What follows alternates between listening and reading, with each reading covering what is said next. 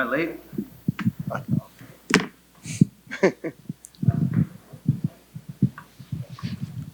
All right. Aljo back here. It's finally fight week. We are back here. Outside. Yep, outside, sorry. Here in Boston, a lot has happened between the win over Henry Cejudo to now in a super short amount of time. What does this fight week feel like compared to others during this title reign, and how would you describe the last 3 months?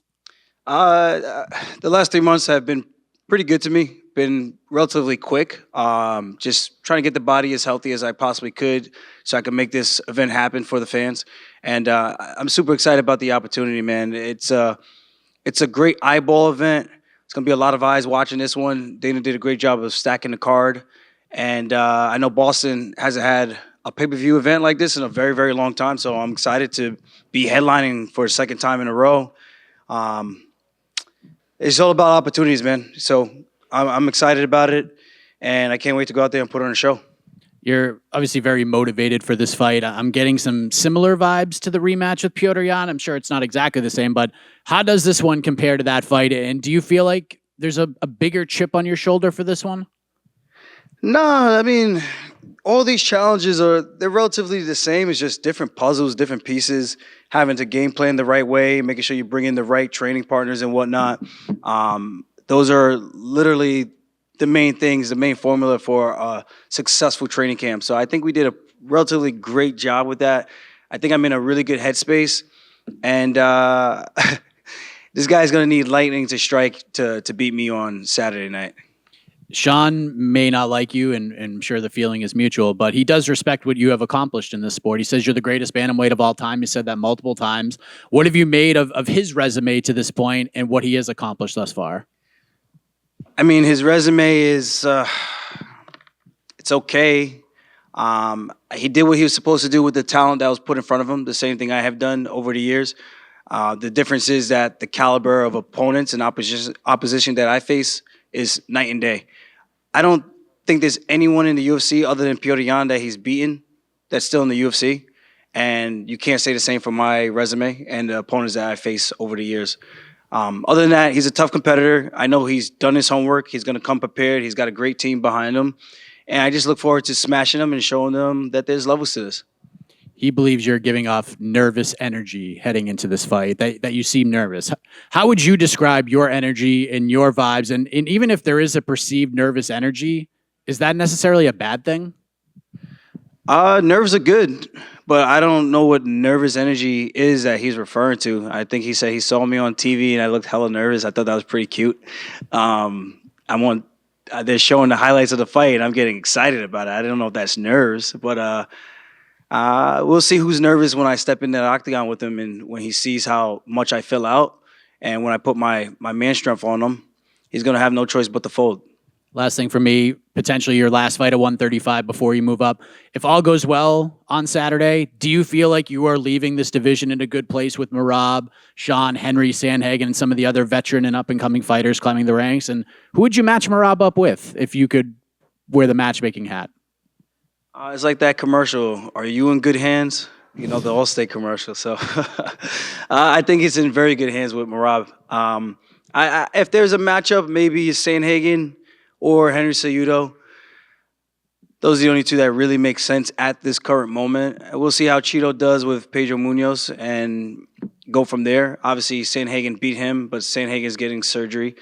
So it's a very interesting position. And obviously, Umar is out as well, getting surgery. Just having his surgery, I should say.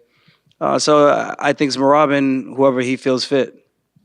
Aljamain, Sean has said leading into this fight that, he believes the weight cut is going to affect you. Henry Cejudo said the same thing. Do you think these guys really believe that the weight is going to compromise you, or is it just that they need it to sort of rely on something to motivate themselves?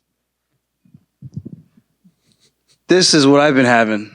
So I don't think there's any weight cut that's going to be an issue for myself, you know? So if these guys are banking on me missing weight, over what history, what track record do I have of ever missing weight? So if you want to bank on, he's going to have a tough weight cut. Henry did the same thing. I wonder where's Sterling. He's probably still cutting weight. Like, dude, you're flyweight coming up to 35, you know? Life is good for you. So, of course, it's going to be a little bit easier for him. It's always tough, but I make the weight like a professional, and I always show up on championship weight, and I think I'm under. So if that's what he's banking on, good luck. Don't take that luck to the casinos because you ain't gonna win. And I can't wait for Friday. Weigh in, and then we're just one step closer to smashing this dude and going out there and having my victory tour. There's a lot of talk about Sean O'Malley's star power and how he's got the it factor and he's like this guy that the UFC can see putting money behind. Do you see an it factor in him, or do you just think it's the machine pushing him that's given him this sort of platform to say he has that it factor? I think if anyone had the same Snoop Dogg promoting their fight after coming off the Contender Series, I think anyone could have become a superstar like that overnight because it's hype. It's hype, especially when you're going out there and you're fighting other guys that should not be in the cage with you. It's easy to stack up the resume and get these highlights. I mean, I'm finishing guys in the top 10, top 15. There's a significant difference in doing that against caliber opponents versus guys who just aren't in the show anymore. There's a reason why they're not in the show anymore. I'm not saying that they can't get back, but I'm just calling the facts how it is. The it factor, I don't know what it is. I don't get it. I mean, he has a flashy style in the sense of he gets knockouts, but the guys he's knocking out, I mean, for the casual fan, that's cool.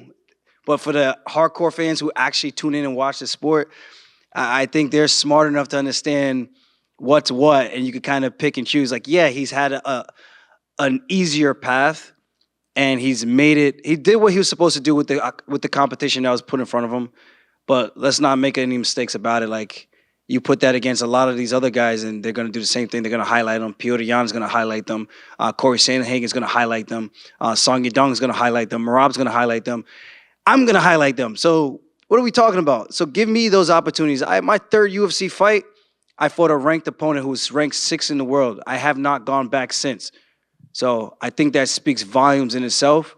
And that's what gives me the confidence coming into Saturday night at UFC 292. And I can't wait to go out there and just smash the teacher's pet hype machine and go on with my day. And then I could start to really promote my Funk Harbor. And I got a bottle for Dana too. So it's gonna be a good time in Boston. Just a bottle for Dana, or?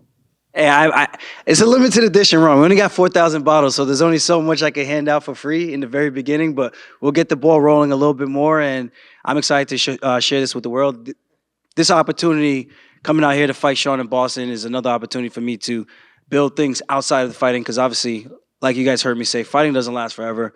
I'm still undecided what exactly I'm going to do when I do retire, but I want to make sure I enjoy this moment while I can and take as many of these opportunities while I can and be as active as I can. And being back here 3 months later, what other champion is doing that, you know? So I'm just looking to go out there, put on a show, man. I want to make sure the fans get their money's worth on Saturday night.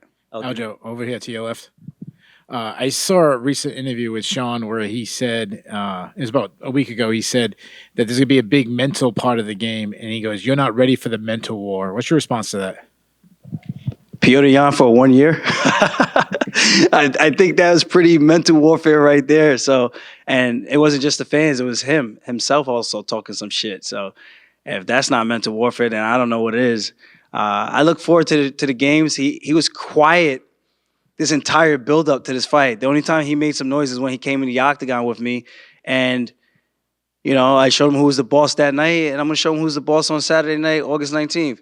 We'll see what mental warfare, man. I got my mantra, man. Too tough, too strong, too quick, and I can't be broken. So if none of these guys were able to break me over the years, I don't know what in the world makes Sean O'Malley thinks he has something that he can say that would be witty enough, clever enough, or that can knife through my mental mindset. Hey, whatever makes him sleep at night, man. That's what's going to make him feel comfortable making that walk. He's going to get a reality check as soon as that cage door locks. It's as simple as that. And the clock is ticking. So I saw him in an even more recent interview where he kind of took a different side, and he talked about, you know, him being a striker, you're known for your grappling, and he basically admitted if it stays on the feet, he wins, almost admitting that if you take him down, he loses. His coach kind of said something similar. What's your response to that? It's weird. It's weird, man. I don't take anything that they say like I take it with a grain of salt, man. At the end of the day, I know he can grapple. I'm not saying he's completely awful, but I think we all know that there's levels to grappling. I've shown that in the past. I've defeated his grappling coach and outpositioned him and took him down multiple times.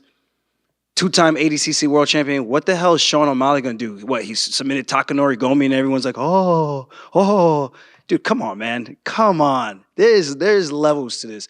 I'm still grappling with bigger dudes. I'm having my way with them still, and I'm cutting weight, you know? So if he thinks I can't strike, a lot of other opposition thought the same thing, and I think I did a pretty good job of outstriking them. And I think the stats speak for themselves. So it's up to me to just go out there and just do what I do best, bring the funk, and leave this guy face down, ass up.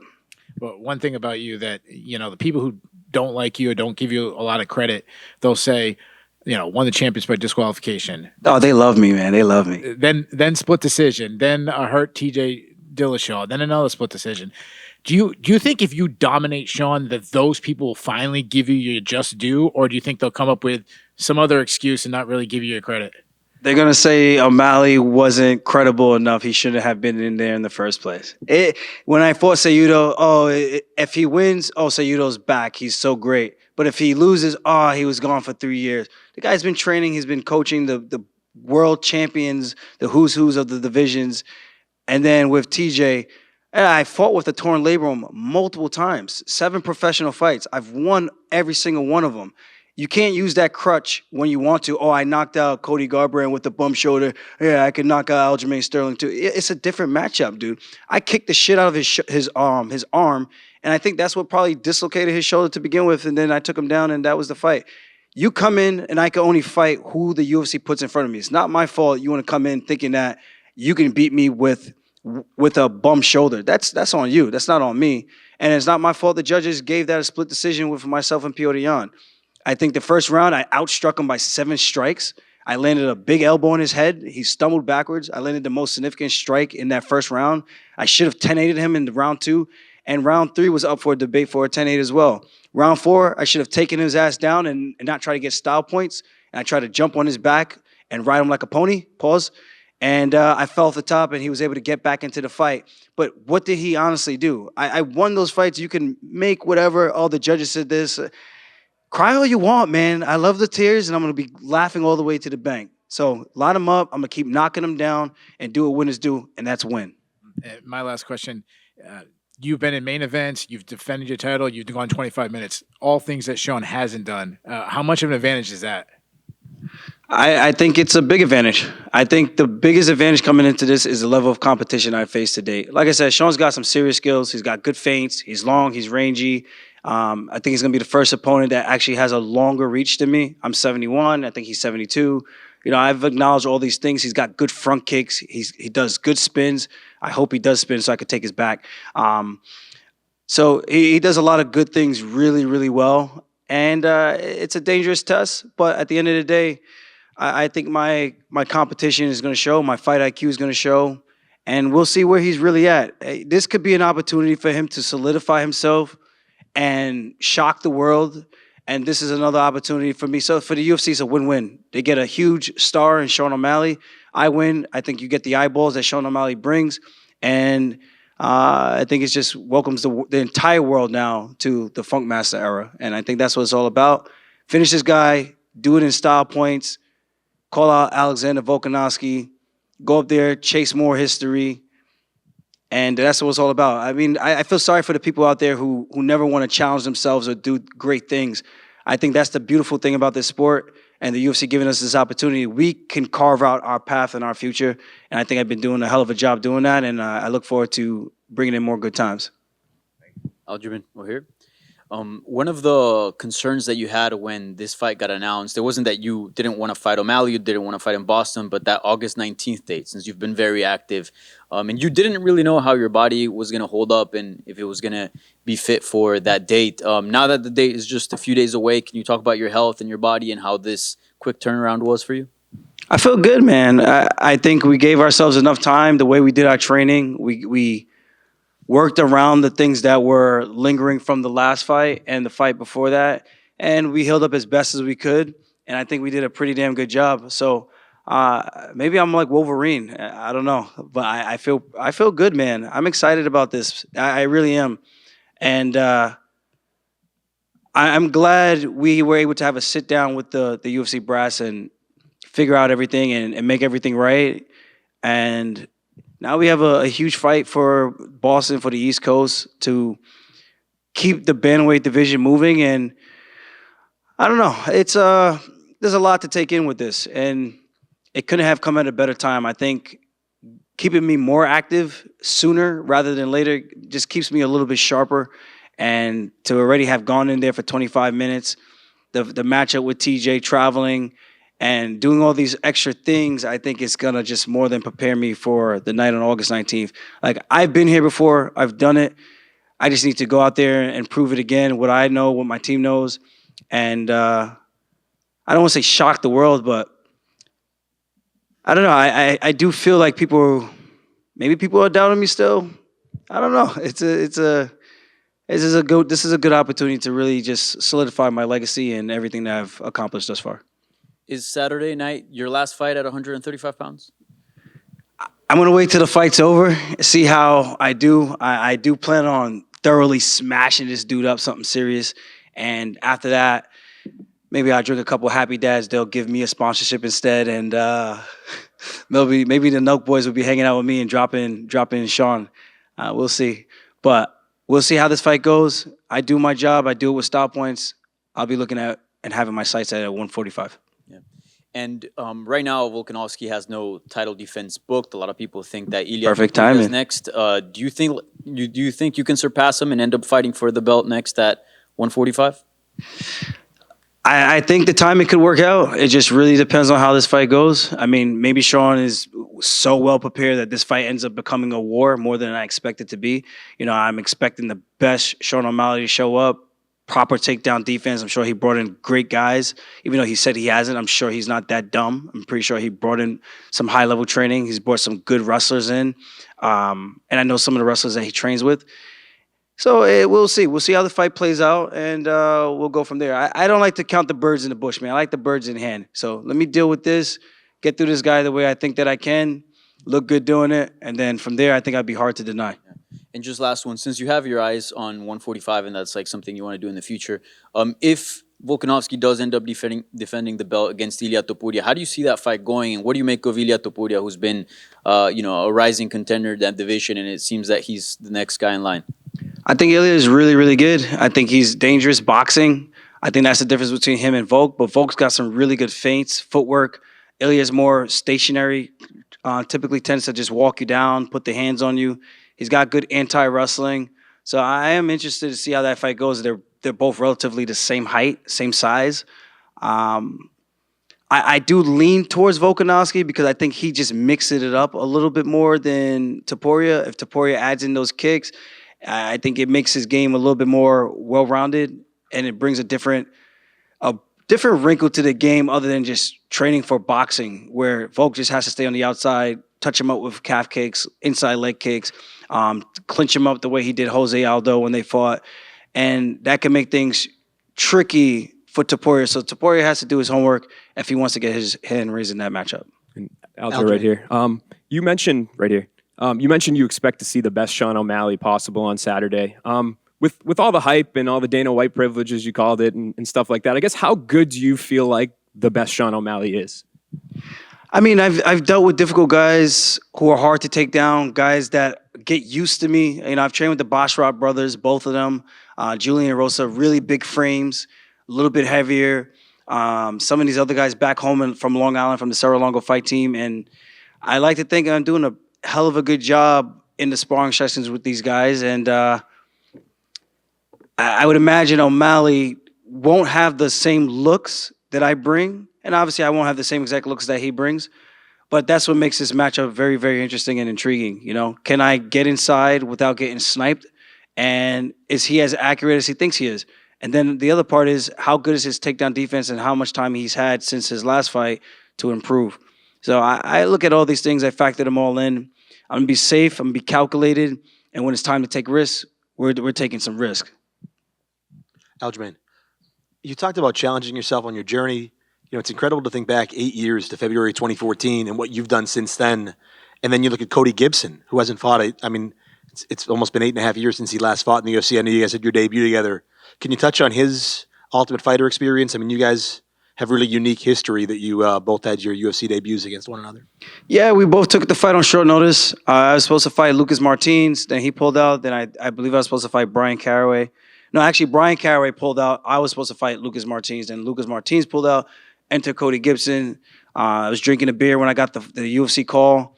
I put the beer down, went for a run, and I tried to get as best shape as I possibly could have, cut the weight as fast as I could have. And Cody took it on about 2 weeks' notice, I believe, or something like that. And he brought it, man. He tested me. I did wish I had a full camp for that, but went 2 rounds to 1. I was able to get my hand raised, came out, gutted out that 3rd round, got a takedown, solidified position, got his back. And to see his journey come full circle, now he's back here again, taking on a tough test in Katona, who's also been in the UFC. It's a very intriguing matchup. After my fight with Cody, I ended up going out there to go train with him a couple months later. So we have some history there. I've actually trained with Katona as well in Ireland. So it's an interesting matchup. I do look forward to seeing which guy gets their hand raise. Cody's a big dude for the weight. He's probably the biggest guy I've ever fought to date. I think he's about 5'10", 5'11". And, yeah, man, and he can wrestle. That's the thing about him that makes him tricky. So it's kind of like I've had that experience with these guys. The difference is I'm looking at Sean, and it's like Cody with Sean level striking and accuracy, but without the grappling. So I'm excited for all these guys, man. I'm a student of the game. I'm a fan of the sport. I literally watch every single card, every single fight. And I try to learn from people as much as I can and try to add stuff to my game as best as I can as well. Thank you. One last question. I don't know if you're a Rocky fan. I see you a little bit as Rocky, a little bit of Apollo. There's the great scene at the end of Rocky 3 where they train together and they, behind closed doors, have that moment, ring the bell, ding, ding. You and Merab ever have one of those moments? We have a lot of those moments. Man, if you guys were able to watch the training sessions, man, we go through some battles. It's always fun having him for a training partner to push me and to get me ready for my fights, and it's always fun to help him get him ready for his fights. Iron sharpens iron, man, and now we got another guy in the UFC at 135 in Pampos. We call him Pampino. He just got a big knockout in 1 minute of the Dana White Contender Series yesterday. So, man, everything's looking good, man. I think that the formula's been working for us. The sky's the limit. And, yeah, maybe we'll have a Rocky moment in this fight with Sean. We'll see. I do think this is going to be a potential fight of the night candidate, but it's my job to go out there and make it look as easy as possible. My last one, I promise, about Merab, too. It's such an intense moment, and he's such an intense guy and hard worker, and you have that moment with O'Malley at the end of 288, and then you watch the film back and you see Merab in the jacket, Sean's jacket. I mean, you have to crack up, right? It was funny, man. I didn't realize that was going on. I thought they were just trying to jump on my boy. So I was like, "Yo, what the fuck?" And then I saw afterwards. I was like, "Oh, he took his jacket," which is hysterical. I thought it looked better on Merab anyway. Yeah, but yeah, it was a good time. Good times. Thank you. Keep it over here, champ. So you were just talking about Pampos, and Dennis Bazuki just got the call up too. So with all the Law MMA talent in the UFC, what does it mean to represent them as their UFC champion? It's inspiring, man. It's cool. It's humbling. Just to see where these guys are going with their own journey. I know what it took for me to get here. All the long nights, the extra training sessions, the extra runs, just having faith, hoping that phone call will come. And now they're in the same position, being able to carve out their own path, their own legacy, their own journeys, and they're doing it their way. And that's the most appreciative thing I can say. I didn't necessarily have that coming up, so I try to share my knowledge as much as I can to these younger guys because it goes a long way, man. This way, instead of trying to figure it out, you still got to do it your own way, but it helps you kind of get a little bit more guidance on which way you should go, who to look towards, who you can bounce questions off of, and really get some proper insight on how you're doing things with your career. I just try to give them as much guidance as possible. 2 guys in the UFC, Dylan Montello, the quiet man, coming up, I think in early October for the Contender Series. Charlie Campbell on the short list. He was killing that guy, Chris Duncan, then kind of got over anxious, got caught. Duncan's doing well in the UFC, so how well can Charlie do in the UFC? We got to kill his row, man. There's so many guys coming out of this small gym. right there in Long Island. We don't got the fanciest equipment. We don't have fancy mats or cold plunges or any of these things at our gym. It was just hard work, Long Island attitude, and we just don't give a fuck, man. Thank you. Aljamain, you talked about Sean's past competition and, with his last fight, you guys do have a common opponent. Was there anything in that fight that stood out to you that you could either hope to exploit or solidified about your game plan for Sean? Sean's he's got some takedowns. He's got little tricky things that he does. There's not much I could take away. It's a relatively close fight. I mean, he cracked Jan. Jan was able to stay on his feet, make him miss after that. Then Jan does what he does best. The same way he caught me. He kind of lulls you to sleep, and then he hit him with a nice 1-2 from southpaw and dropped him and beat the brakes off of him that round. There's some openings there for the striking. Obviously, I'm not looking to sit there in the pocket and trade with Sean. I don't think Sean even would want to sit in the pocket. He's more of a touch and go kind of guy, kind of similar to myself. So there's some things that I see that he does well, some things that I do very similar to him. And it's how can I exploit that? If I were him, what am I thinking that someone's looking to do to me? And then if I'm the opposition, which I am, how can I capitalize on this? And what is Sean going to be doing to try to tighten up some of those holes? And that's the best way I can approach the game. So I think it was a good fight. He showed a little grit in that one. And that's really it. Credit where credit is due. He won the fight, not by much. I personally thought Jan won, but he won the fight. I'm not the judge, and he's here. Thank you. Good. Thank you, guys. I'll make sure I have some Funk Harbor for you guys. Let's go.